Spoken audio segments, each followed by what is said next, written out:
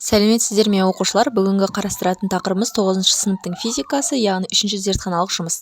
Тақырыбы математикалық маятниктің көмегімен еркін түсу үдеуін анықтау. Жұмыстың негізгі мақсаты математикалық маятниктің көмегімен жердегі еркін түсу үдеуін анықтау, яғни алынған мәнді біздегі еркін түсу үдеуінің тұрақты мәні 9,8 метр секунд квадратпен салыстыру. Қажет құрал жабдықтар: электронды секундомер, өлшеуіш таспа, жіпке байланған шар, сақинасы бар штатив. Қарап тұрғанымыздай суретте штативке ілінген жіп, яғни салмағы жоқ жіп, оған ілінген қандай да бір массалы дене. Қысқаша тоқталатын болсақ, жалпы математикалық маятник дегеніміз тек ауырлық күші әсерінен тербелетін, салмағы жоқ жіпке ілінген нүктелік массадан тұратын идеалды тербелмелі жүйе ретінде қарастырсақ болады. Жалпы бізде тербеліс периоды деген ұғым бар. Тербеліс периоды деген ұғым бұл бізде толық бір тербеліс жасауға кеткен уақыт есептейді. Оның формуласы Т тең Т бөлінген N.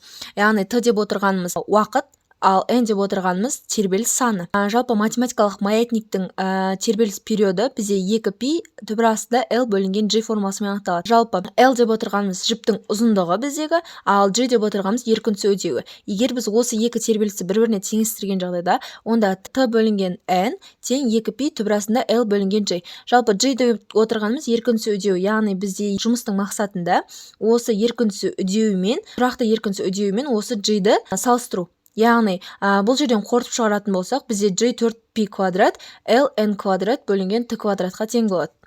Енді жұмыстың орындалу реттілігіне тоқталайық. Жалпы бұл лабораториялық жұмысты жасау мақсатында біз виртуалды лабораторияларды қолдана аламыз. Оның бірінде FET Colorado, яғни FET Colorado программасы арқылы жасаймыз. Жалпы жіпке ілінген массасы бар дене. Жалпы оны қандай да бір 30 градус бұрышпен лақтырамыз. Бірінші уақытты қосып аламыз, себебі бізде тербеліс уақытын есептеу керек. Енді бізде ұзындығын 0,6 метр, яғни 60 сантиметр ретінде қарастырамыз.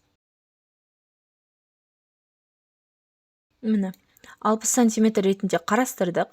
Тербеліс санын кемінде 10 рет жүргізетін болсақ, онда бізде тербеліс уақытын есептеуіміз керек. Ендеше біз қазір 30 градустан лақтырамыз, бірақ 10 тербеліс жасаймыз. 1.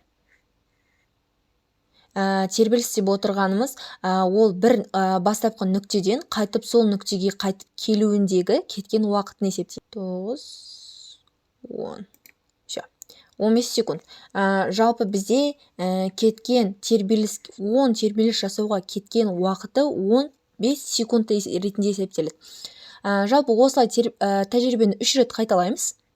Одан кейін табу керек нәрсе бізде еркін түсу үдеуі. Жалпы бағана басында табылған формула бойынша, яғни G тең 4π квадрат L көбейтілген N квадрат бөлінген Т квадрат формуласымен аламыз. Бұл арқылы G1, G2, G3-ті тауып аламыз. Оның мәні бізде 10-5, 5-9, үшіншісінің мәні 11-0 мәндеріне ие. Жалпы бұл еркін түсу үдеулерінің мәнін біз кестеге енгіземіз. Одан кейін үдеудің орташа мәнін есептейміз. Жалпы орташа мәнді есептеу үшін бізде үшеуін қосып количествосына бөледі. Яғни G1, G2, G3-ті қосып, оны 3-ке бөлеміз. Сонда бізде шыққан мән 9,14 метр секунд квадрат орташа еркін түсу үдеуін береді. Жалпы бұл бізде 9,8 метр секунд, яғни тұрақты еркін түсу үдеуімен шамалас. Одан кейін бізде есептің шарты бойынша салыстырмалы және абсолют қателіктерін есептеу керек. Ол үшін біз абсолют қателікті дельта G формуласымен анықтаймыз, яғни дельта G тең модуль ішінде G минус G орташа. Жалпы оны есептеу барысында біздің дельта G1-іміз 1,36-ға, дельта G2-іміз 3,24-ге, дельта G3-іміз 1,87-ге тең. Яғни дельта G орталығымыз біздің 2,157-ге тең. Жалпы салыстырмалы қателігін табу үшін біз дельта G-ді G-ға бөлеміз, оны 100%-ке көбейтеміз. Жалпы бізде 2,4% шығады. Сонымен сабақ барыңызға түсінікті деп ойлаймын. Назарларыңызға рахмет, сау болыңыздар.